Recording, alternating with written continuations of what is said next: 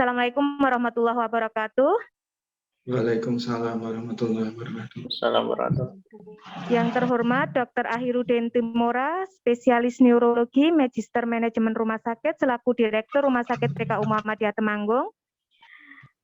Dr. Fatnan Setiahari Wibowo, SPPD, selaku narasumber kita hari ini. Bapak Ibu peserta Zoom pada malam hari ini. Untuk acara pertama adalah pembukaan, marilah kita buka acara pada malam hari ini dengan bacaan basmalah bersama-sama. Bismillahirrahmanirrahim. Untuk acara yang kedua adalah sambutan yang akan dibawakan oleh Direktur Rumah Sakit PKU Muhammadiyah Temanggung. Beliau adalah Dr. Ahirudin Timora, spesialis neurologi, Magister Manajemen Rumah Sakit. Waktu dan kami persilahkan, Dokter. Terima kasih, Mbak Iva. Bismillahirrahmanirrahim. Assalamualaikum warahmatullahi wabarakatuh. Alhamdulillahirrahmanirrahim. Segala puji bagi Allah Subhanahu wa Ta'ala atas segala limpahan nikmat rahmat karunia-Nya, sehingga kita pada malam hari ini dapat berjumpa pada forum Zoom Minar pada malam hari ini dalam kondisi sehat walafiat, tidak kurang suatu apapun. Selawat dan salam semoga senantiasa tercurah kepada junjungan kita Nabi Muhammad SAW, keluarga, para sahabat dan pengikutnya yang setia hingga akhir zaman nanti. Mudah-mudahan kita termasuk di dalamnya. Terima kasih saya ucapkan kepada tim Humas Rumah Sakit PKU Muhammadiyah Temanggung, tim PKRS yang sudah memberikan kesempatan kepada saya pada malam hari ini untuk memberikan pengantar pada forum edukasi malam hari ini mengenai persiapan puasa Ramadan bagi penyandang diabetes mellitus. Gitu ya. Bulan Ramadan, bulan yang mulia, penuh ampunan, insya Allah bertabur pahala. Sebentar lagi ya, insya Allah kurang lebih 40 hari lagi kita akan menjumpai bulan Ramadan. Mudah-mudahan sampai umur kita pada bulan Ramadan yang tahun ini. Amin. Berpuasa pada bulan Ramadan merupakan amalan yang utama ya, di samping amalan-amalan ibadah yang lain. Setiap orang yang memiliki kondisi kronis seperti hipertensi, diabetes, dislipidemia, dan penyakit lain, begitu ya, pasti juga ingin tetap bisa berpuasa ya, berpuasa di bulan Ramadan, ingin tetap bisa sehat menjalani ibadah-ibadah puasa di bulan Ramadan. Khusus untuk penderita diabetes, di mana kontrol gula darah menjadi hal yang penting, tentu memiliki tantangan tersendiri ya bagi penyandang diabetes untuk bisa tetap fit, bisa tetap sehat ya, menjalani ibadah puasa kalau bisa 30 hari begitu ya, tanpa bolong gitu. Tapi itu tantangan tersendiri ya. Mudah-mudahan nanti bisa dapat tips dan kiat-kiatnya dari Dr. Fatnan. Penderita diabetes ini juga tidak sama satu sama lainnya ya. Ada yang belum ada komorbid, ada yang sudah ada komorbid, ada yang sampai komorbidnya berat begitu ya. Jadi nanti bervariasi kondisi penyandang diabetes ini, tentu saja kiat-kiatnya mungkin berbeda begitu ya. Boleh atau tidaknya berpuasa, boleh atau tidaknya berbuka puasa dengan apa begitu ya. Nanti akan dibahas mungkin oleh Dr. Fatnan. Kalaupun nanti disarankan oleh Dr. Fatnan untuk tidak berpuasa, jangan khawatir, Allah Maha Tahu begitu ya. Allah Maha Tahu, dan insya Allah ibadah-ibadah yang lain bisa dikerjakan juga gitu. Mudah-mudahan pada kesempatan forum yang sangat baik ini dapat dibahas apa saja persiapan seorang penyandang diabetes sehingga dapat optimal dan tetap sehat dalam menjalani ibadah puasa dan ibadah-ibadah lainnya di bulan Ramadan. Apabila karena keterbatasan waktu, Bapak Ibu nanti bisa konsultasi lebih lanjut di polikliniknya Dr. Fatnan ya. Seperti tadi sudah disampaikan Mbak Iva, Senin sampai Jumat jam 7 sampai jam 2, hari Sabtu jam 7 sampai jam 12. Beliau sangat terbuka untuk konsultasi dan insya Allah sangat enak untuk dikonsultasi ya beliau. Alhamdulillah. Demikian saya hantarkan forum edukasi pada malam hari ini. Mudah-mudahan bermanfaat bagi semua peserta. Mohon maaf atas salah dan kurangnya. Billahi taufik wa hidayah. Wa ma taufiqi illa billah alaihi tawakkaltu wa ilaihi unib. Wassalamualaikum warahmatullahi wabarakatuh. Waalaikumsalam. warahmatullahi wabarakatuh. Terima kasih Dr. Udin atas sambutan dan penghantarannya. Untuk acara yang ketiga adalah acara inti Zoominar bersama Dr. Fatnan Setiohari Wibowo, spesialis penyakit dalam. Sebelumnya kami akan membacakan kurikulum vitae beliau dahulu. Beliau adalah Dr. Fatnan Setiohari Wibowo, spesialis penyakit dalam, beralamatkan di Payaman Secang, Magelang. Untuk tanggal lahir beliau tanggal 20 Mei 1986, bersuku bangsa Jawa, status menikah dengan Dr. Dina Nur Faiza, anak 4, pendidikan formal beliau TK di Sukoharjo, SD di Surakarta sampai SMA. Untuk jurusan pendidikan dokter beliau mengambil di Fakultas Kedokteran Universitas 11 Maret Surakarta. Lajeng dokter muda di Klinik RSUD Dr. Muar di Surakarta dan PPDS atau pengambilan spesialis penyakit dalamnya di Fakultas Kedokteran Universitas Negeri Surakarta. Riwayat pekerjaan beliau 2018 sampai 2020, beliau adalah dokter spesialis penyakit dalam di RSUD Lamandau, Kalimantan Tengah. 2020 sampai hari ini beliau menjadi dokter spesialis penyakit dalam di RSPK Muhammadiyah Temanggung, dan mulai tahun 2021 beliau juga praktek di RSJ Magelang. Baik dokter, Assalamualaikum Dr. Fatnan, sudah siap dokter? Waalaikumsalam warahmatullahi wabarakatuh. Apakah mendengar? Dapat didengar dokter? Oke. Baik dokter, waktu dan tempat kami persilahkan Dr. Fatnan. Oke, alhamdulillah. Bismillahirrahmanirrahim. Assalamualaikum warahmatullahi wabarakatuh. Waalaikumsalam warahmatullahi wabarakatuh. Alhamdulillah.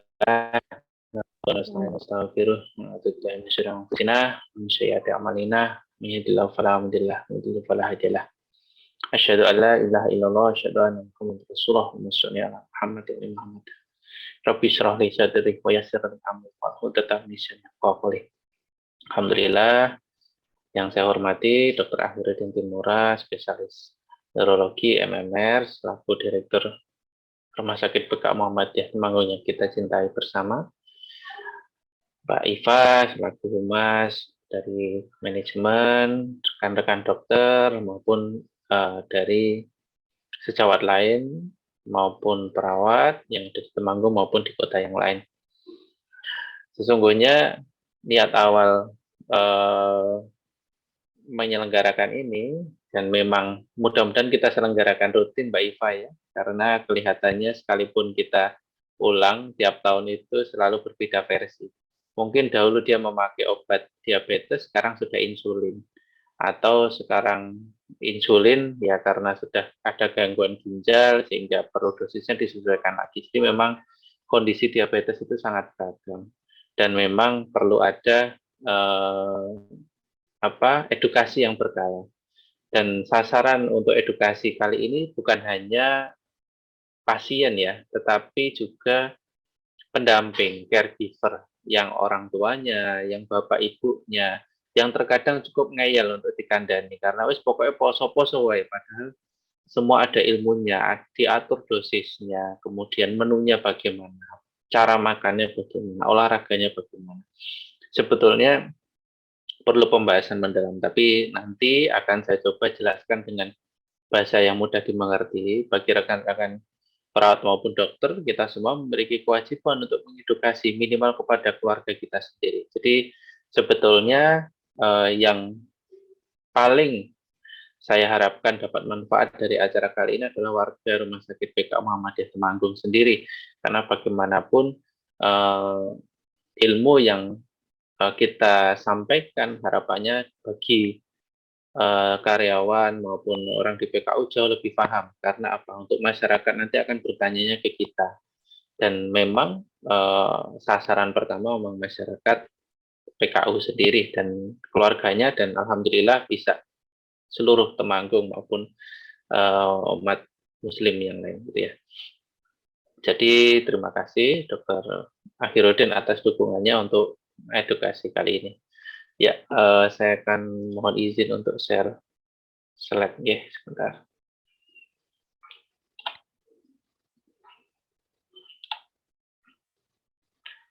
Share screen.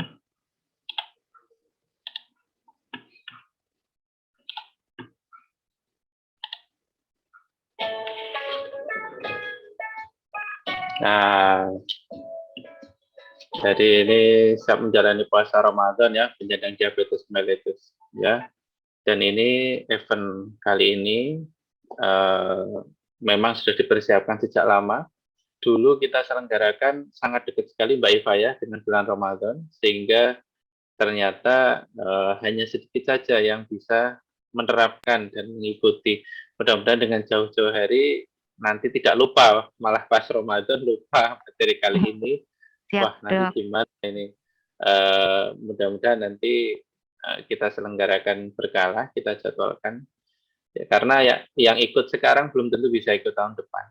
Atau yang tahun depan baru terdiagnosis diabetes bulan Oktober, bulan November, bulan September, dan pastinya pengen puasa tahun depan. Jadi akan diadakan berkala untuk memfasilitasi yang sudah tahu bisa semakin tahu, gitu ya. Yang perlu kita tahu bahwa ada 5 rukun Islam ya, dan 4 itu merupakan yang penting sekali, yaitu berpuasa saat ibadah Ramadan, gitu ya. Dan itu perlu dilakukan pengkajian lagi ya, untuk membuktikan bahwa kita ini seorang Muslim yang mampu. Dan jangan lupa bahwa mampu itu juga harus disertai dengan ilmu. Jangan sampai kita bersemangat untuk berpuasa, malah justru ngedrop, mondok rumah sakit. Nanti hati-hati. Saat Ramadan nanti itu biasanya 10 hari awal tuh rumah sakit akan sedikit naik itu. Karena apa? Pertama, ya semangat berpuasa, akhirnya buka puasanya luar biasa gitu ya. Kalau pada penyakit gula, wah ini perlu waspada.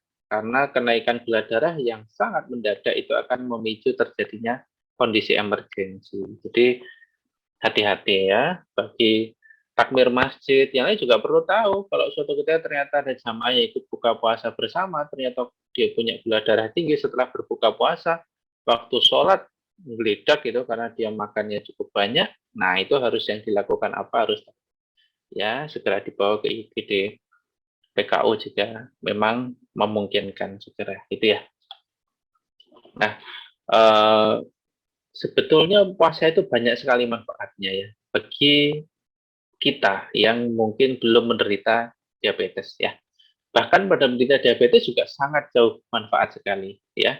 Jadi yang biasanya sistem pencernaan itu bekerja ya, itu bisa diistirahatkan, dan ini sangat bagus sekali untuk orang bilang membersihkan. Memang betul, usus kita itu memiliki periode kesempatan untuk membersihkan. Jadi sungguh besar manfaat dari berpuasa. Nanti kalau ditinjau dari banyak aspek, Masya Allah, kita akan sangat kagum dengan berpuasa. Nah, puasa Ramadan ini sungguh menantang ya, karena di Indonesia itu puasanya kita 11-12 jam. Tetapi apakah panjenengan tahu bahwa di sudut bumi yang lain di dunia ini tuh ada yang sampai puasa 20 jam.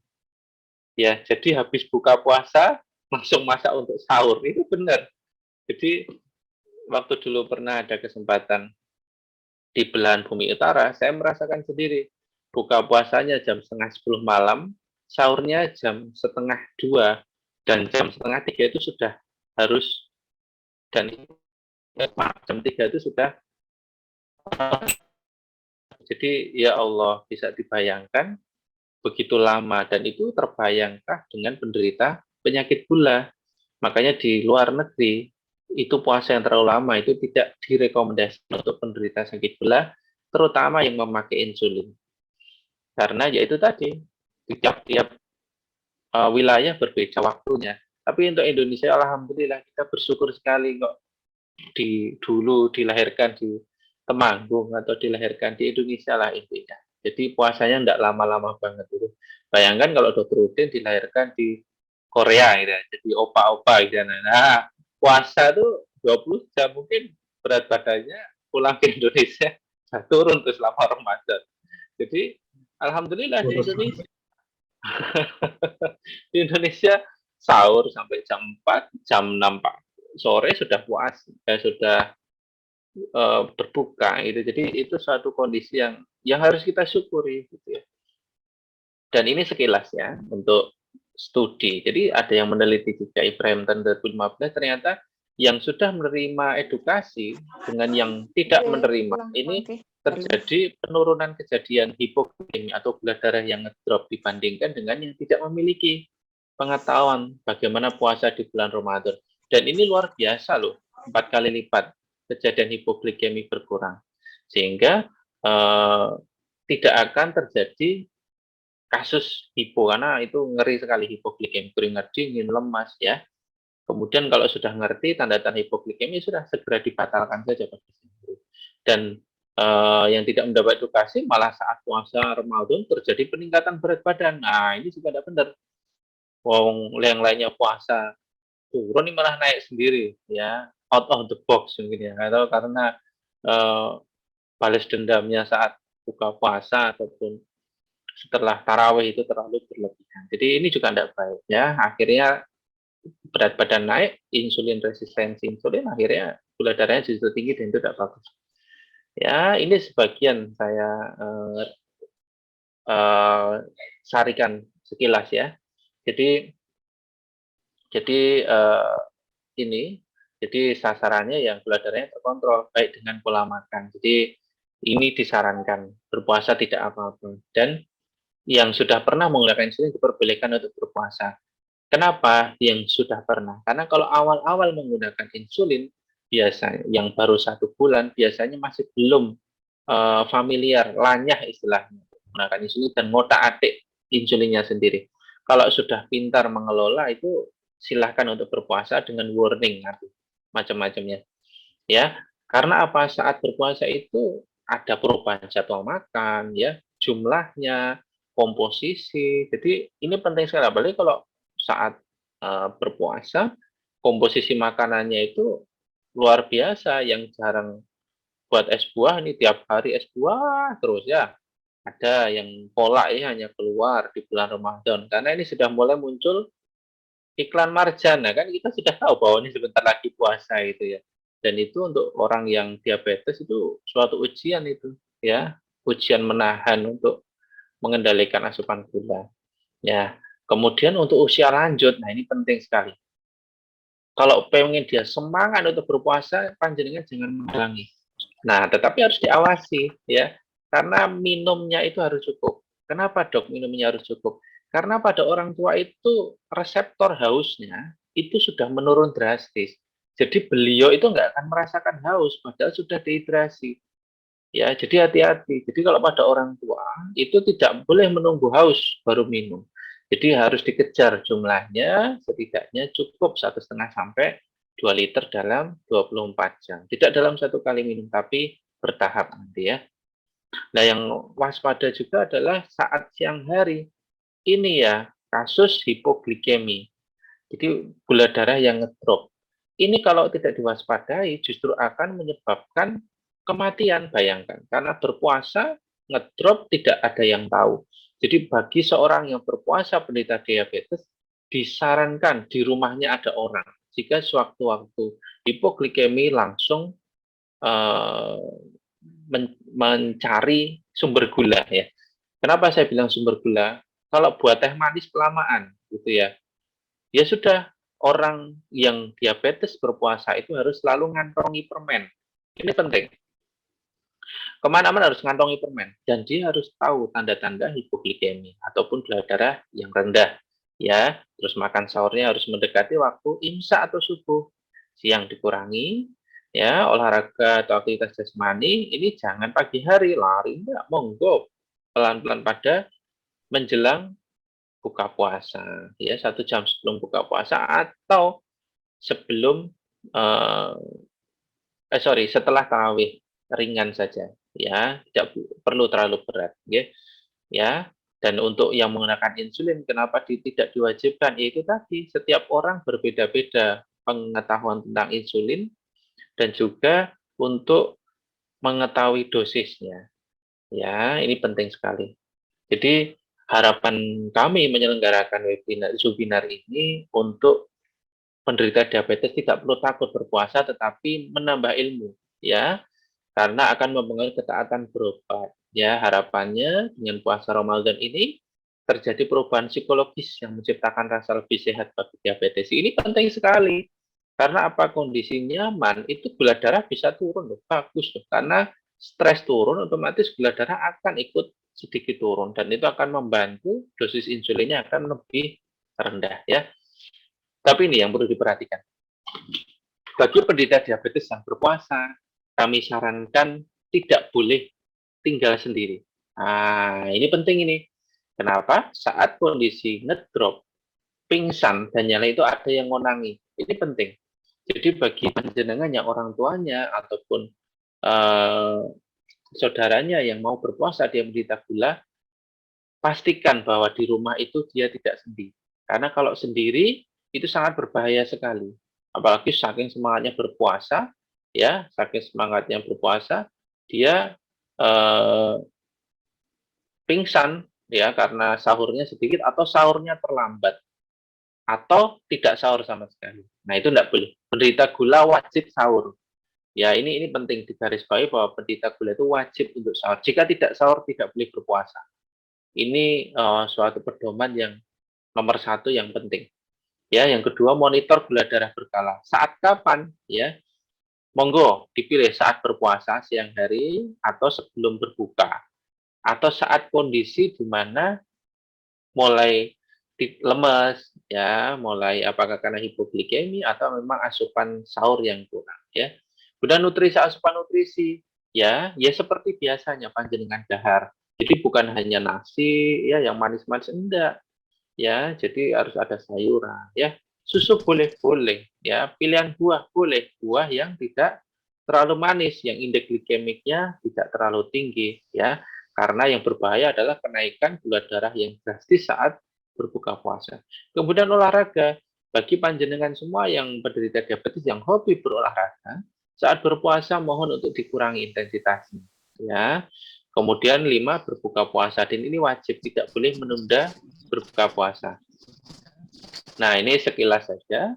Jadi 60 pasien yang 50-60% pasien itu memiliki berat badan yang tetap, ya, dan 20-25% penurunan atau peningkatan berat badan. Nah, panjenengan yang mana nih?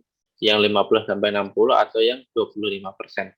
Nah, harapannya kita tetap sehat, ya, berat badannya tidak terlalu turun ataupun tidak terlalu naik, gitu ya. Nah, harus diet, sehat, dan seimbang. Nah, ini mempertahankan masa tubuh yang konstan. Jadi jangan diniatkan untuk berat badan turun, jadi untuk puasa Ramadan, ya. Kita niatnya untuk beribadah, kalaupun berat badan tiba-tiba jeling turun, ya itu alhamdulillah, asalkan tetap sehat, ya. Nah, ini mengontrol diet atau pola makan dan olahraga teratur ini penting, ya. Intensitas tadi sudah saya sampaikan, ya. Hindari pagi hari. Silakan kalau mau memang pengen jalan, ya, pengen sekedar dengan istri jalan putar kampung, itu sore hari lebih bagus, ya. Kalau habis subuh, ya cukup berbanyak ibadah aja dulu daripada nanti dehidrasi siang harinya. Terus asupan cairan ini penting.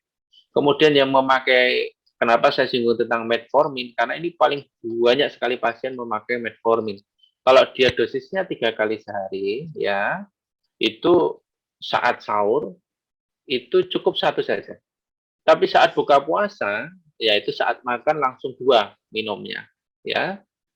Dan nanti setelah Isya juga harus makan ronde kedua dengan porsi setengah dari berbuka. Jadi jangan dianggap remeh, makan setelah sahur makan setelah sholat tarawih bagi penderita sakit gula, itu penting. Ya. Ini panduan dari diabetes Ramadan dari International Diabetes Federation. Jadi kalau memakai glibenclamid, glimepirid, glycoidone, glycacid, ya, itu dosisnya dikurangi 50%. Ya, hati-hati kalau biasanya 2 mg ya cukup 1 mg, ya. Jadi kalau dia merekomendasikan metformin maksimum 1 gram, tetapi ini rekomendasi untuk penderita gula yang ada di Eropa, Amerika. Kalau Indonesia itu kebanyakan mengandung karbohidrat tinggi dietnya, dan itu bahkan cemilannya pun kita cemilannya hampir 90% itu karbohidrat tinggi, sehingga otomatis kadar gula akan naik. Untuk itu di Indonesia bisa sampai 1.500 ya, pagi hari saat sahur itu 1 tablet 500 mg, saat buka 2. Kalau untuk penggunaan DPP-4 atau SGLT, DPP-4 kita ada, di PKU ada, namanya Galpus. Nah itu kita bisa menggunakan itu nggak ada perubahan dosis. Kemudian untuk preparat suntik, ya, itu dikurangi sampai 50% dosis. Nanti saya jelaskan lebih detail lagi di slide di belakang. Kalau memakai Novrapid bagaimana, Dok? Kalau Levemir bagaimana, Dok? Pakai Rizodex bagaimana? Nanti saya jelaskan di belakang, ya. Kemudian kalau GLP-1, ya, itu memang belum masuk BPJS ini. Nah, itu tidak ada perubahan dosis, ya. Kemudian ini ya, ini rekomendasinya yang penting dicatat bahwa kalau saat buka puasa itu hindari ya banyak makan karbohidrat dan gula. Kurma dan madu itu memang bagus untuk orang yang non diabetes. Tapi untuk penderita diabetes saya sarankan jangan mengkonsumsi. Kalaupun mengkonsumsi ya sedikit saja, sekedar tombok kangen. Kenapa? Itu kadar glukosanya cukup tinggi sekali, jadi bisa setara 2 sendok makan. Sehingga ya untuk membatalkan saja ya 1 cukup lah, gitu ya. Kemudian untuk saat sahur ya, jadi mendekati imsak untuk makannya, kemudian hindari makanan tinggi lemak jenuh, padahal ini enak-enak nih, gorengan gitu ya. Jadi ya sudah ya sekedar pengen boleh lah, nggak apa-apa. Karena bagaimanapun Indonesia itu mencintai lemak jenuh ya, tempe, mendoan, ya sudah. Kalau nggak mau, ini harus dikompensasi dengan aktivitas fisik. Kemudian harus diselingi dengan makanan tinggi serat ya, buah-buahan dari yang glikemiknya tinggi, yang panjenengan rasakan kalau manis sebaiknya hindari. Kemudian sayuran ya, kemudian biji-bijian salad. Nah ini memang untuk biji-bijian, misalnya kita tahu, tempe, nah ini adalah evaluasi sebelum Ramadan ya. Jadi untuk strategi klinis ya itu penting sekali untuk 1 bulan sebelum Ramadan. Ya, panjenengan harus bisa mengkategorikan apakah keluarga saya ini termasuk resiko rendah, resiko sedang, ya, resiko tinggi atau sangat tinggi sekali. Ya, apabila lihat kan kadang saya sering mengecek tuh HbA1c-nya. Kalau HbA1c-nya masih di bawah 7, monggo silahkan berpuasa, enggak apa-apa.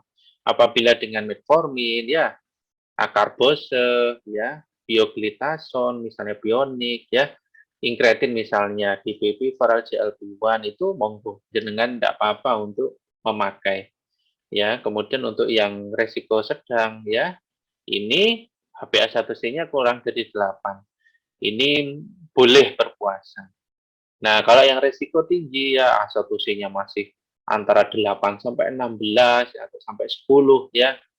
Ini apalagi yang sudah ada komplikasi di mata ya, dan memakai insulin ya, usia lebih dari 75 tahun, kemudian memiliki kecenderungan pelupa ya. Ini pasiennya dokter Udin ini, saya kalau ini konsul ke dokter Udin.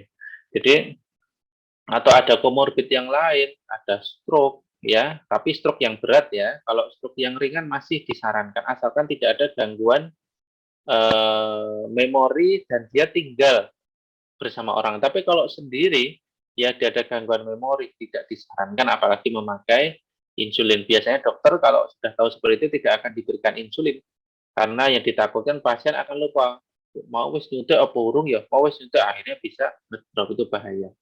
Ya, kemudian ada keganasan atau kanker, ya. Kemudian hipertensi yang tidak terkontrol. Kalau terkontrol ya boleh, tidak apa-apa. Dok punya sakit jantung, tapi kalau terkontrol, kontrol rutin boleh. Oke. Nah, ini disarankan tidak perlu berpuasa. Tapi kalau boleh berpuasa, tadi pegangannya harus tahu ilmunya. Kapan harus membatalkan, kapan harus melanjutkan berpuasa. Kemudian jika sangat tinggi, ya resiko sangat tinggi, ya pernah kemarin mondok karena ngedrop, atau masuk ICU karena gula darahnya terlalu tinggi, atau sering ngedrop darahnya. Kalau diabetes tipe 1 yang saat muda ini, sejak muda ada diabetes, ini tidak disarankan. Kemudian kehamilan ini tidak disarankan. Tetapi apabila ini maksudnya kehamilan dan diabetes, jadi bukan hamil biasa, tapi dia hamil tetapi dia diabetes sebelum hamil sudah diabetes, atau saat hamil dia diabetes, ini tidak disarankan berpuasa. Atau orang menjalani cuci darah, ini tidak disarankan berpuasa. Tadi ngendikanipun Dr. Udin memang ada alternatif lain, bisa bayar fidyah dan pahalanya insya Allah sama dengan berpuasa, karena memang ada halangan itu. Nah, kemudian nanti setelah konsultasi ke dokter, dokter akan memberikan adjustment atau penyesuaian pengobatan, ya. Jadi obatnya akan dirubah dosisnya hanya selama berpuasa. Dok, apakah puasa ini khusus Ramadan? Tidak. Jadi yang saya jelaskan ini puasa bisa untuk Ramadan, bisa untuk panjenengan kalau mau puasa Senin Kamis. Jadi harapannya ini lebih universal saja. Ya, kemudian tadi sudah saya jelaskan untuk insulin memang nanti akan ada penjelasan yang lebih detail. Ya, kalau setelah Ramadan, nah ini penting ini. Jadi hati-hati 3 hari awal setelah Idul Fitri. Jadi saat Idul Fitri 3 hari. Karena itu kasus kegawatan gulanya naik tinggi sekali. Ya, mungkin karena itu tadi, balas dendam ya, saat Idul Fitri, sekali berkunjung, teh manis, berkunjung, teh manis, berkunjung, teh manis, gitu ya. Ya, alasannya karena khilaf sekali-kali boleh, tapi ternyata itu akan sangat berbahaya untuk penderita penyakit gula. Ya. Jadi nanti kalau sudah Idul Fitri, dosisnya balik lagi sebelum berpuasa. Jadi sebelum Ramadan itu setelahnya juga dosisnya balik lagi seperti semula, tidak dikurangi. Oke ya. Nah, kita masuk ke yang lebih spesifik lagi untuk penggunaan insulin. Panjenengan semuanya pasti sudah familiar dengan nama-nama insulin ini. Di PKU semuanya ada. Lantus, Levemir, ya. Ini mulai perubahan nih kalau mulai Ramadan. Ya, kalau merubah dosisnya saat berpuasa ya, terutama bisa Ramadan, bisa panjenengan Senin Kamis atau puasa Daud. Nah, yang sebelah kiri itu ya, untuk insulin kerja panjang atau menengah. Nah, misalnya humulin, itu udah jarang ini, insulin human ini. Dan yang sering lantus, yang isinya Girargin atau Degludec, ya, atau Levemir, ya. Ya, itu yang biasanya nyuntiknya sekali sehari. Ya, misalnya malam 20 gitu ya. Itu dosisnya dikurangi 15-30% dan diberikan saat berbuka puasa. Tetapi jika ada yang sampai dosisnya 2 kali sehari, ya, jadi pagi dan sore biasanya sebelum Ramadan, saat bulan Ramadan dan saat berpuasa, dosisnya tetap saat buka puasa. Ya, ingat ini perlu dicatat. Saat buka puasa tetap, ya. Kalau insulin kerja panjang tidak dipengaruhi makan, mau nyuntiknya setelah makan atau sebelum makan atau saat makan, it's okay, tidak apa-apa.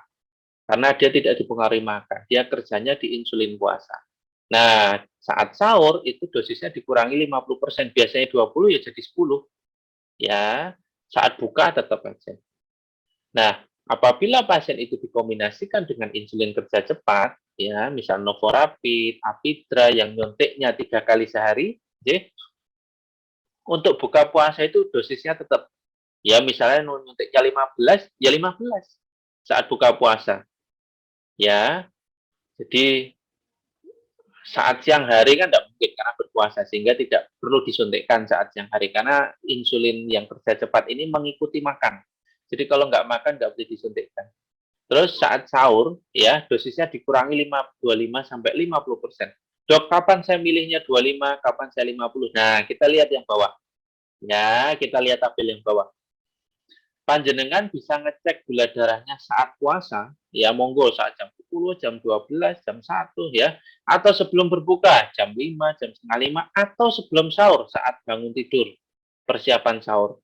Ya, apabila itu lebih dari 126, ya, naikkan 2 unit. Mas, panjenengan sudah ngurangi nih 25% tuh, yang kerja cepatnya tuh 25%, misal 20 jadi 15 gitu ya.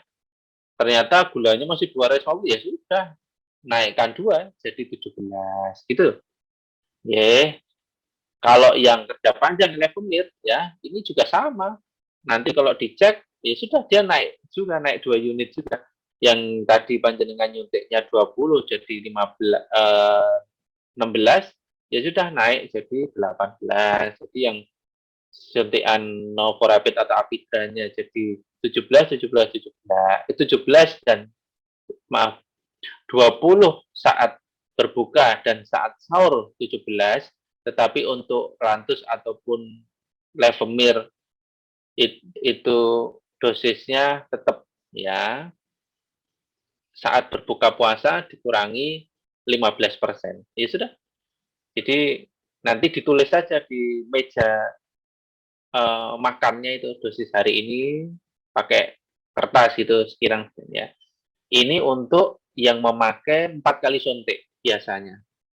Tetapi kita terkadang pasien, wah dok 4 kali suntik, saya mau 2 kali suntik atau 3 kali, boleh. Ini untuk yang insulin mix, yang ada Rizodex, ya, Novomix, atau Humalog mix. Ini yang panjenengan semuanya sering menyuntikkan ataupun melihat saudaranya memakai. Jika nyuntiknya itu masih sekali sehari, ya, plus obat diabetes, ya, tadi obat diabetes sudah saya bahas di awal, metformin 3 kali. Nah, ini yang ngatur yang insulin, ya, insulin ya. Kalau cuma 1 kali sehari, ya sudah diberikan tanpa ada perubahan dosis saat berbuka puasa. Tapi kalau dosisnya 2 kali sehari, ya, nyuntiknya 2 kali, itu saat buka itu tetap, ya, karena makannya banyak toh, saat buka itu tetap. Terus dosisnya dikurangi 20-50% saat sahur, sampai 50%. Biasanya nyuntiknya 15 ya 7 atau 8 saja, atau 10 saja. Ya, jadi saat buka tetap 20, okay. Saat sahur itu didiskon. Ya, dan ingat makannya itu menjelang imsak. Gitu ya, itu kalau 2 kali. Tapi yang biasanya apabila nyuntiknya sampai 3 kali sehari sebelum Ramadan, ya, itu siang harinya jelas jangan disuntikkan. Ya, saat buka dan sahur nanti disesuaikan. Bisa jadi dinaikkan. Nah, apabila dicek, ya, saat gula darah kalau antara lebih dari 200, naikkan 4. Jadi kalau biasanya nyuntiknya 15, 15, 15. Oke, yang siang hari stop dulu deh. Nanti pakai 15, 15. Hari kedua kok gula darahnya tinggi. Nah, lihat nih. Dilakukan sesuaikan dosis setiap 3 hari sekali saat berpuasa. 290, ya sudah. Lihat tabel di bawah. Dia lebih dari 200. Kita naikkan 4 unit. Jadi 19 saat sahur, 19 saat buka. Ini bagi yang nyuntiknya 3 kali. Jadi Novomix atau Rizodex 3 kali sehari. Ini jarang memang. Cuman jika ada dan yang ikut Zuminar ini saudaranya 3 kali, ini penyesuaian. Ya, jadi ini penting sekali. Oke, mudah-mudahan ini. Nah, jadwalnya gimana dokter? Nah, ini saya coba. Mudah-mudahan ini sedikit bisa dipahami. Ini misalnya taruhlah buka puasa jam 15. Nah, pertama makan snack dulu. Jangan buru-buru, ya. Jangan buru-buru langsung balas dendam, ya. Nanti misalnya buka puasa, ya snack dulu, ya. Setelah itu, sholat maghrib dulu. Nah, dok nanti keburu satenya habis, dok. Wah, ayamnya nanti digondol sama saudara saya, ya. ya sudah, diamankan dulu ayamnya ya. Nggak boleh, ngambil boleh, tapi jangan dimakan ya. Boleh. Nanti keburu ayamnya digondol dong. Wah, ini ayamnya cuma 3, kita 5 bersaudara. Ya sudah, diamankan dulu ayamnya, tapi jangan dimakan. Yang penting primpen belek ini ya. Jadi makan dulu ya. Setelah itu sholat maghrib. Nah, setelah sholat maghrib, panjenengan suntik insulin yang memang jatahnya nyuntik 10 menit sebelum makan utama. Ingat ya, ini makanan utamanya yang panjenengan belek itu harus sudah ditokkan. Nah, jadi jangan nyuntik terus golek ide mau nanti. Karena kelamaan golek ini bisa ngedrop ya. Jadi harus makanan sudah siap. Ingat, ini penting nih. Karena semangat nyuntik tapi makanannya ternyata digoleki gak ono. Ya sudah, malah jadi berbahaya, ngedrop gulanya. Jadi makanan sudah ada, nyuntik, setelah itu makan. Nah, oke, monggo kolaknya mau dimasukkan yang snack atau enggak, tapi ya penyelesaian gula ya hati-hati. Karena gulanya cukup tinggi, sehingga saran saya didekatkan dengan makanan utama. Snack ini ya cukup ringan saja. Ya. Kemudian pukul 20 ya, setelah bisa salat tarawih, makan lagi, tetapi dengan kuantitas setengah dari yang awal. Ya, kemudian gerak badan. Ya, ini penting, ya. Ya, minimal stretching, ya. Bisa lihat di YouTube, ya. Untuk gerakan-gerakannya, atau dok saya sambil jalan dari sholat tarawih saya muter dulu, boleh, enggak apa-apa. Ya. Kemudian sebelum tidur malam, ini ada lagi nih ritualnya nih. Nah, harus makan makanan kecil. Ya, tempe 1 atau risoles 1. Boleh, enggak apa-apa. Kenapa? Ternyata makanan kecil sebelum tidur malam, ya, pada penderita diabetes itu mencegah terjadinya hipoglikemi pada malam hari dan juga mencegah terjadinya hiperglikemi pada malam hari. Nah, ini unik, bisa naik, bisa turun. Ya. Apalagi penyakit gula itu biasanya tidak sendiri ya, darah tingginya, ya. Ada yang sudah gangguan ginjal, ya, macam-macam. Nah, pukul 3, nah ini suntik insulin makanan utama 3. Jadi, ini penting. Dan sebelum imsak ini panjenengan bisa makan snack. Ya, jangan lupa, ini minumnya harus cukup ya. Jadi saat buka itu 2 gelas, ya.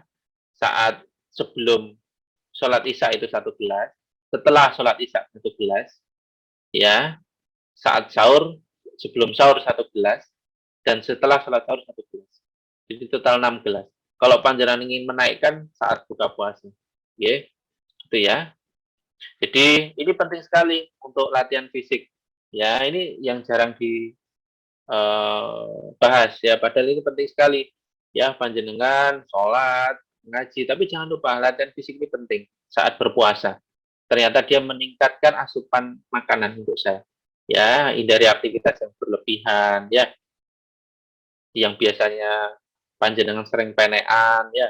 Penekan wet ya nanti dulu, ditunda dulu, ya. Nanti kecapean. Ya, sholatnya, ya, itu bisa jadi suatu aktivitas fisik yang menyehatkan. Nah, faktor risiko berpuasanya apa? Ini tadi saya akan bahas sekilas ya. Gula darah drop, ya, gula darah tinggi, ya, kekhawatiran, ya, dehidrasi, dan bahkan bisa terjadi penyumbatan pembuluh darah. Dan ini makanya penting sekali untuk mengatur berpuasa. Dehidrasi ini penting. Kenapa pada orang tua? Dehidrasi itu nggak terasa, tiba-tiba bisa pingsan. Cara paling gampang apa? Glier.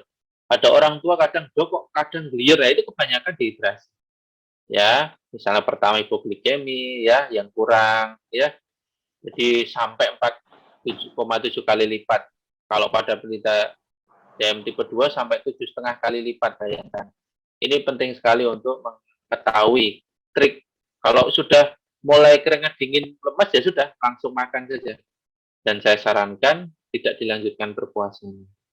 Ya, kemudian kalau gula darah tinggi, ya ini penting sekali. Karena mungkin karena asupan ya berlebihan saat berbuka puasa. Atau insulinnya lupa untuk disuntikkan saat sahur gitu ya. Ini penting sekali. Ya, karena ini ya gula berlebih, cola, es buah ya. Jadi ini bisa meningkatkan kadar gula darah yang tinggi sekali. Ini ketoasidosis ya, kondisi langsung masuk IGD nih, terutama DM tipe 1 yang tidak disarankan berpuasa. Nah, jadi pengurangan dosis insulin sebenarnya juga beresiko ya, tetapi memang lebih minimal dibandingkan tidak dilakukan pengaturan dosis. Ya, ini juga bisa ya, kebanyakan karena dehidrasi ya. Jadi iklimnya mungkin di Temanggung dingin ya, sehingga respon untuk hausnya itu menjadi berkurang ya. Jadi itu akan meningkatkan resiko dehidrasi ya, dan akan sering kencing apalagi udara dingin. Yang tinggal di Kledung ya, yang di Wonosobo itu bisa menyebabkan dehidrasi. Jadi hati-hati untuk penderita diabetes yang dataran tinggi ya, dehidrasi tidak merasakan ya, tapi sering kencing. Kemudian, nah ini gelier ya, nanti bisa terjadi patah tulang jika gelier itu tidak langsung pegangan. Kemudian ya karena kental akhirnya ya bisa terjadi trombosit dan stroke, nanti jadi pasiennya Dr. Udin. Okay? Nah ini yang sangat tinggi ya, tadi sudah saya jelaskan ya, ini disarankan tidak berpuasa. Kemudian yang berisiko tinggi tadi ya sudah saya bahas sekilas ya, jadi apabila usia tua dan kesehatan yang buruk itu tidak disarankan. Tapi usia tua tetapi fit ya, bagus, disiplin, daharnya bagus, saya sarankan berpuasa tidak apa-apa dengan catatan ada orang di rumah dan mengetahui tanda-tanda dehidrasi. Ya, apalagi kalau mengkonsumsi obat-obatan yang ada aktivitas mental gitu ya, misalnya obat tidur ya. Ini hati-hati, kalau nggak mengkonsumsi monggo untuk berpuasa. Yang risiko rendah ya, pasien-pasien yang masih dengan obat diabetes ini masih dianggap masih risiko rendah. Nah, ini tadi yang sudah saya jelaskan. Yang terbaru 2021 bahwa pasien diabetes yang mendapatkan edukasi ya, khusus ini menjelang bulan Ramadan akan menurunkan kejadian hipoglikemi sampai 50% ya, dibandingkan yang tidak mendapat edukasi meningkat 4 kali lipat. Jadi ini saya berterima kasih kepada Mbak Iva, Dr. Akhirudin, dan yang lain untuk menyelenggarakan acara ini. Harapannya pasien-pasien kita yang di PKU itu keluarganya ataupun penderita diabetesnya yang mengikuti secara langsung dapat mengetahui program ini. Kalau nggak jelas, monggo bisa. Kami dengan sangat terbuka saat kontrol di Poli Dalam akan kami jelaskan dengan lebih detail, gitu ya. Karena bagaimanapun kita di Rumah Sakit PKU, satu-satunya rumah sakit Islam yang ada di Temanggung, punya kewajiban bahwa masyarakat Temanggung itu hampir sebagian besar Muslim dan berpuasa, penderita gula juga banyak. Jadi kita punya kewajiban ya untuk mengedukasi semampu kita pada masyarakat yang ingin berpuasa, terutama yang menderita sakit gula. Mungkin itu saja dari saya. Terima kasih. Saya kembalikan ke Mbak Eva. Assalamualaikum warahmatullahi wabarakatuh. Waalaikumsalam warahmatullahi wabarakatuh. Terima kasih dokter atas paparan materinya yang sangat menarik dan penuh dengan ilmu. Dokter, ini sudah ada 3 penanya, dokter. Mohon izin untuk saya bacakan dulu, dokter. Monggo, Yang silakan. pertama dari Bu Penny, dokter. Assalamualaikum, dokter. Izin bertanya. Yang pertama, jika kondisi gula darah saat ini normal, namun merupakan keturunan penderita DM, peluang terkena DM apakah masih tinggi? Untuk pertanyaan kedua, terkenanya DM ini secara gradual seiring waktu atau bisa terjangkit secara tiba-tiba? Untuk pertanyaan dari Bu Penny yang ketiga adalah, apakah PKU sudah melayani tes HbA1c? Terima kasih dokter. Dokter, mohon maaf, ini sekalian saya bacakan dari 3 penanya atau badai dokter jawab dahulu? Satu-satu dulu, Mbak. Baik dokter, silakan untuk jawab. Ya, terima kasih Bu Penny. Wah, ini beliau Bu Guru nih, luar biasa. Ya, ini pertanyaannya pasti juga mewakili panjenengan semuanya yang ingin bertanya, tetapi sudah ditanyakan. Biasanya seperti itu. Pertanyaan yang di forum itu berdasarkan penelitian oleh Pareto itu sebenarnya mewakili 20% pertanyaan orang yang ingin ditanyakan tetapi sudah ditanyakan. Jadi nanti mudah-mudahan menjawab ya. Ya, apabila dia mempunyai bapak, ibu, ya, kakek, nenek yang menderita sakit gula yang memiliki aliran darah langsung ya, keturunan, garis keturunan, peluang terkena DM masih tinggi. Masih tinggi, ya saya bilang saja. gennya itu sudah turun di panjenengan. Hanya dogma dalam ilmu genetika itu, gen itu pasti akan terekspresi. Gen kanker, gen darah tinggi, itu pasti akan terekspresi. Tetapi entah di usia berapa kita tidak tahu. Kalau pola hidup kita sehat, sebenarnya gen itu meh jedulnya di panjenengan usia 102 tahun, tetapi kita usia 90 tahun meninggal, ya sudah, kita nggak menderita penyakit gula.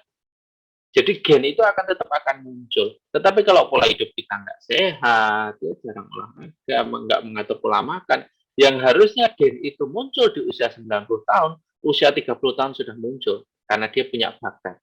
Jadi masih tinggi, ya. Jadi dianggap sajalah kita tuh sebenarnya memiliki gen gula, gitu ya. Jadi kita akan menganggap bahwa wah kita harus pola hidup sehat. Jangan sampai menunggu alhamdulillah saya bebas. Jangan lupa penyakit diabetes itu tidak ada syarat dia memiliki riwayat gen diabetes. Jadi bisa muncul. Kenapa? Terjadi kerusakan genetik. Jadi bahkan kehamilan itu bisa memicu diabetes. Jadi setelah melahirkan ternyata tinggi gula darahnya, ya sudah dia ternyata menderita diabetes. Jadi begitu. Jadi tetap kita waspada.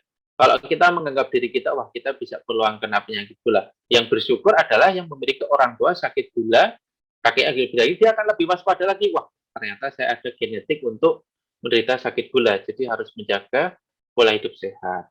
Kemudian yang kedua terkena DM ini apa secara gradual atau tiba-tiba. Penyakit diabetes itu pasti ada gejala awal. Namanya prediabetes. Prediabetes itu tandanya apa? Ya mulai nafsu makannya naik atau gula darah dicek, loh gula darah puasanya kok mulai di atas 120. Itu sudah tanda-tanda tuh. Ya, atau mulai apa ya? Fluktuasi gula darahnya sekali-kali nembus di atas 200. Nah, berarti sudah kendali resistensi insulin dan sekresi insulin sudah mulai terganggu. Dan nggak perlu khawatir. Berita gembiranya adalah apabila masih ketahuan saat prediabetes itu bisa normal lagi. Dengan apa? Dengan mengatur pola makan, hidup sehat, seperti itu. Jadi, saat panjenengan di posisi prediabetes, misalnya dia obesitas, gemuk, gitu ya, itu kan salah satu resiko terjadi diabetes. Nah, kalau merubah pola hidup, karena genetiknya gemuk, ya sudah, tidak usah dikejar sampai kurus banget, enggak perlu. Yang penting sehat dan terkontrol. Karena sekurus-kurusnya yang punya genetik gemuk, ya segitulah badannya gitu. Jadi itu harus disyukuri. Jadi tidak mungkin terjadi tiba-tiba. Ini. Yang ketiga, apakah PKU sudah melayani tes HbA1c? Alhamdulillah sudah bisa dan kita monitoring pasien diabetes karena dari BPJS memfasilitasi itu kita cek 3 bulan sekali. Jadi alhamdulillah pasien diabetes yang di PKU itu bisa dicek HbA1c-nya 3 bulan sekali. Targetnya berapa? Untuk lebih dari usia 60 tahun, targetnya 7, kesepakatan ahli penyakit dalam di Indonesia. Tapi kalau kurang dari 60 tahun, kita targetkan 6,5.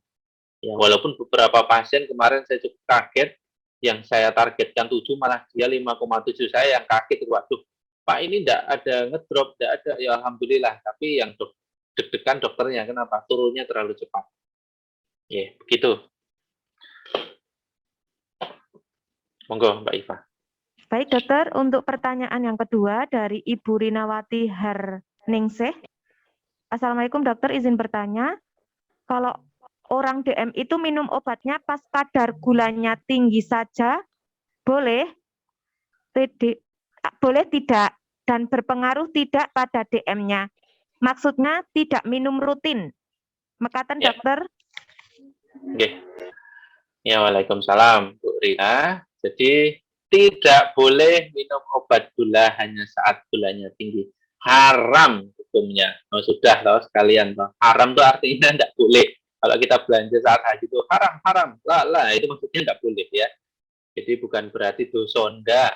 Tapi memang tidak diperbolehkan. Kalau panjenengan memang sudah berlabel seorang sing gembol gula, ya, penderita sakit gula, ya sudah minum rutin. Nanti dosisnya akan disesuaikan. Sesuai apa? Sesuai dengan profil gulanya. Ya, paling gampang ya cek HbA1c. Nanti kalau sudah turun pelan-pelan, gula puasa dan setelah makannya, ya nanti tetap minum rutin. Ya awalnya 3 kali sehari.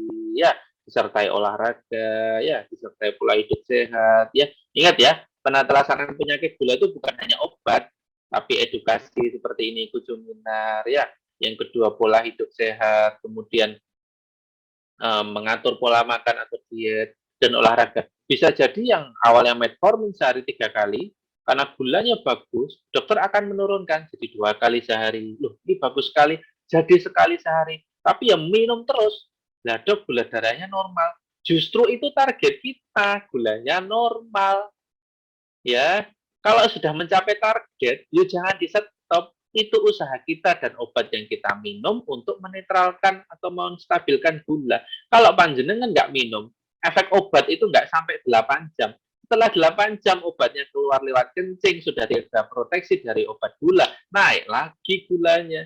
Begitu juga penderita darah tinggi. Kalau tensinya sudah normal, ya jangan di-stop, lanjutkan terus itu sesuai target.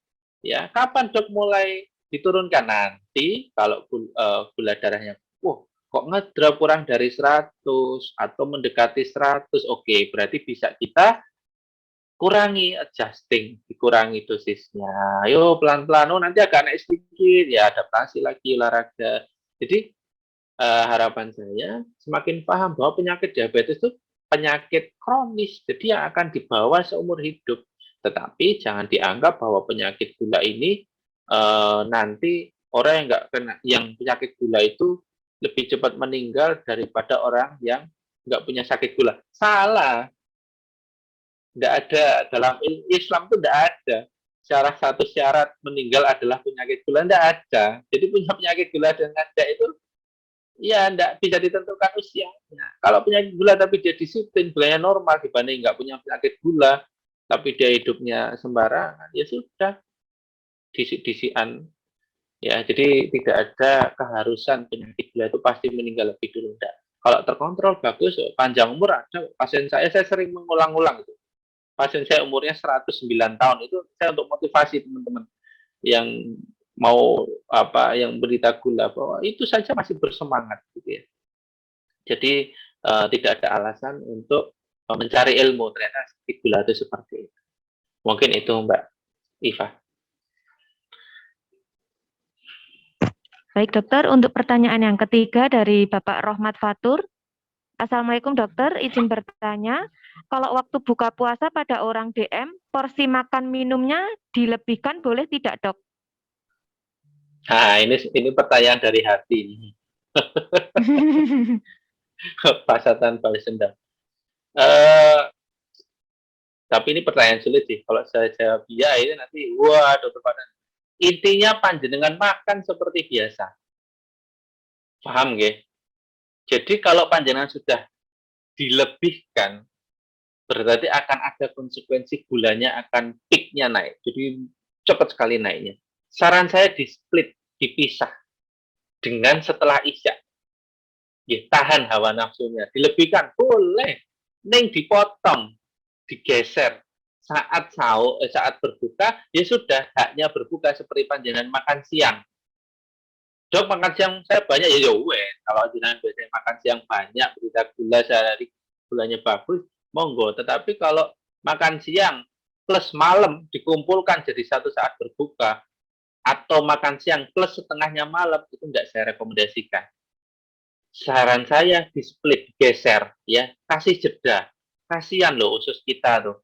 Resek-resek dikotori melengkose. Ya, nanti dulu. Nanti saat setelah berbuka puasa, setelah tarawih, monggo panjenengan makan ronde yang kedua. Makanan ya. Jadi saya tidak melarang yang makan dilebihkan, hanya digeser lah ya, geser ke setelah sholat isya. Angkatan Mbak Iva. Baik dokter, dokter ini masih ada 3 pertanyaan lagi, boleh dokter? Saya bacakan. Monggo. Baik, Monggo. pertanyaan keempat dari Bu Sri Sundari, dokter. Assalamualaikum dokter, izin bertanya, untuk penderita DM penggunaan gula rendah kalori, berapa batas maksimal konsumsinya dalam sehari dokter? Ya, ini pertanyaan dari Juragan Frozen Food nih, ya. Jadi gula rendah kalori itu sebetulnya jenengan itu tidak ada batas maksimalnya, hanya harus sebagai patokan. Kenapa? 1 sendok makan gula biasa itu setara dengan 4 sampai 6 gula rendah kalori. Tapi ingat, gula rendah kalori ini tidak akan semanis gula biasanya.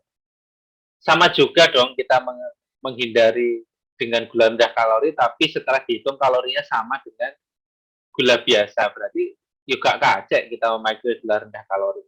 Maksudnya di sini adalah gula rendah kalori itu untuk sensasi manisnya saja. Manis itu hanya di lidah.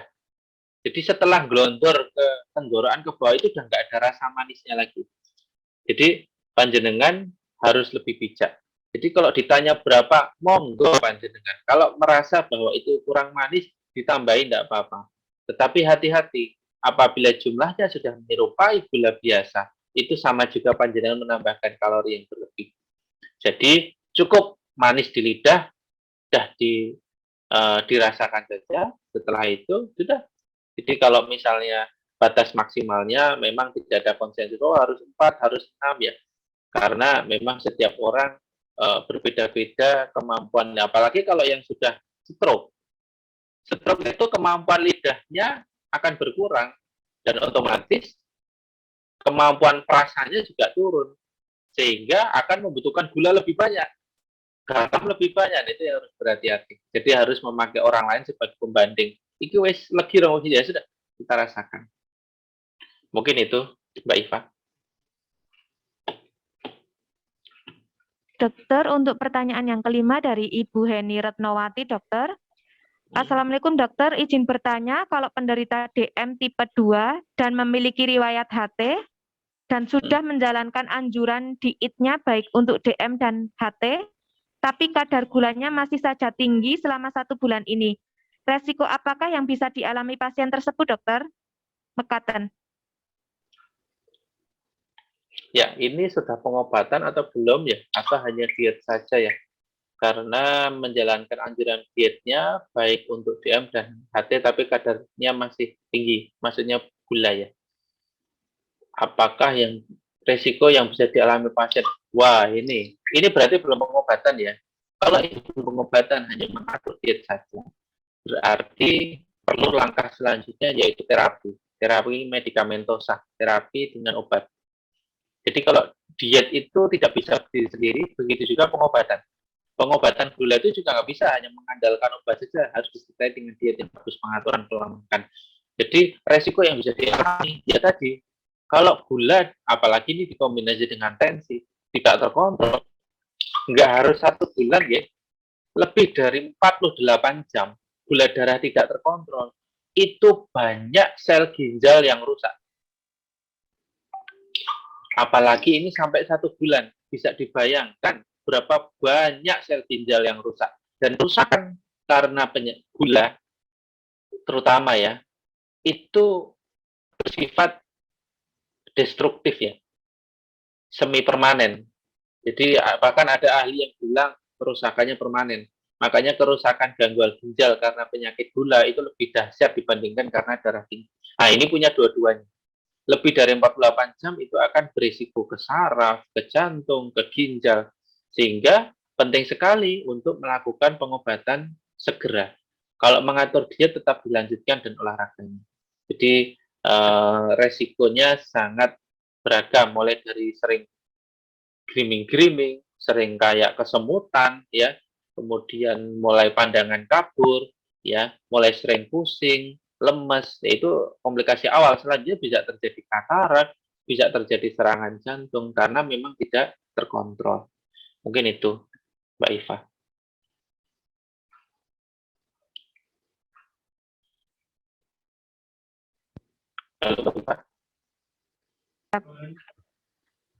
Baik dok, untuk pertanyaan yang ke-6, pertanyaan terakhir dokter, dari Bapak atau Ibu Sabila.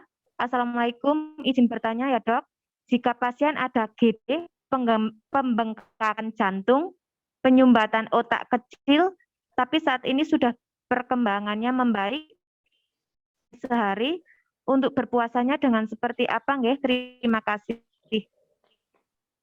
Ya.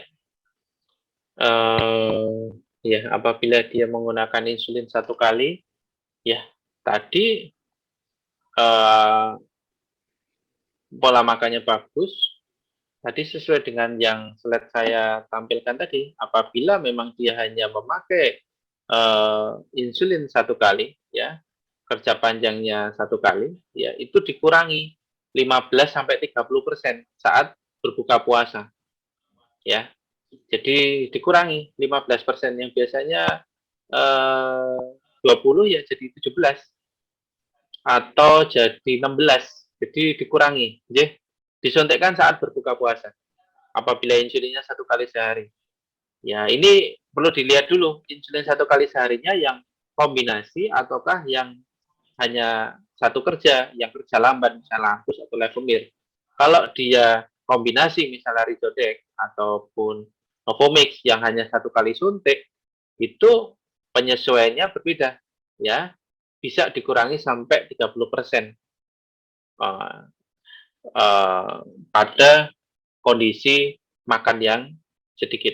Tetapi apabila makannya memang cukup bagus, tidak perlu ada pengurangan dan disuntikkan saat berbuka puasa, gitu ya. Tetapi apabila nyuntiknya itu insulin kerja panjang, ya, seperti Lantus atau Levemir, itu disarankan dikurangi 15-30%. Oh, tadi Mbak Heni sudah pengobatan. Yang tadi pertanyaan tadi Mbak Iva, resikonya sudah pengobatan, saran saya segera kontrol ke dokter spesialis penyakit dalam terdekat untuk dilakukan penyesuaian dosis. Berarti apabila masih tinggi gula darahnya, harus dikaji ulang apakah memang perlu dinaikkan dosisnya atau dikombinasi dengan obat yang lain sehingga sampai tercapai gula darahnya dan dipertahankan. Karena itu penting kita kaji apakah memang dia punya kebiasaan ngemil, punya kebiasaan yang lain, itu perlu dikaji. Jangan sampai justru kebiasaan-kebiasaan itu kita sudah menyesuaikan dosis sampai ini kok masih tetap tinggi, ternyata dia memiliki kebiasaan ngemilnya misalnya apa ya, yang manis gitu ya, yang dalamnya ada gulanya. Nanti perlu dilakukan modifikasi diet dan juga modifikasi dosis insulin jika memang memakai insulin. Mungkin itu Mbak Iva. Baik, Dr. Fatnan dan Bapak Ibu peserta Zoominar pada malam hari ini, alhamdulillah acara pada malam hari ini telah selesai. Bapak Ibu, 41 hari lagi kita akan menghadapi bulan Ramadan. Bagi peserta atau keluarga peserta yang ingin berkonsultasi dengan Dr. Fatnan, dapat hadir di Poliklinik Penyakit Dalam Rumah Sakit PKU Muhammadiyah Temanggung setiap hari Senin sampai Sabtu jam 07.00 sampai 14.00 WIB, khusus hari Sabtu jam 7 sampai jam 12 siang. Pendaftaran dapat melalui nomor telepon di 0293 596 704 atau dapat melalui WA Rumah Sakit PKU Muhammadiyah Temanggung di nomor 0812 2850 dan 8700.